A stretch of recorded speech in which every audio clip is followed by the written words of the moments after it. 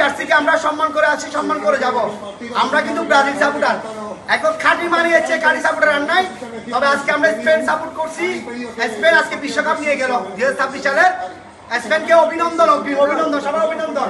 কিন্তু আর্জেন্টিনার প্রতি আমাদের সম্মান থাকবে, আজীবন থাকবে। এটা হচ্ছে কথা। লিওনেল মেসির প্রতি আজীবন সম্মান থাকবে।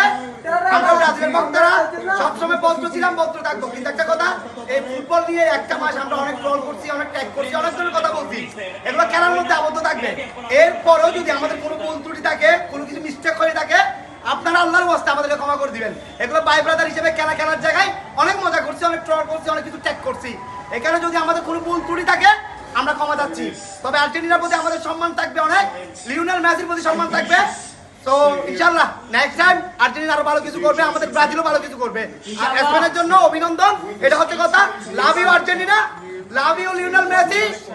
হ্যাঁ, লিওনেল মেসি হচ্ছে সর্বকালের সেরা প্লেয়ার এবং এটার দাবিদার। ওকে, দাঁড়িয়ে দাঁড়িয়ে। আর লামিন ইয়ামাল হচ্ছে আগামী দিনের উদীয়মান তারকা। এটা হচ্ছে কথা। Love you Brazil, love you Spain, love you Argentina. এই জার্সির প্রতি আজীবন আমাদের সম্মান থাকবে। এটা হচ্ছে কথা। আমরা কিন্তু ব্রাজিল। Okay, thank you.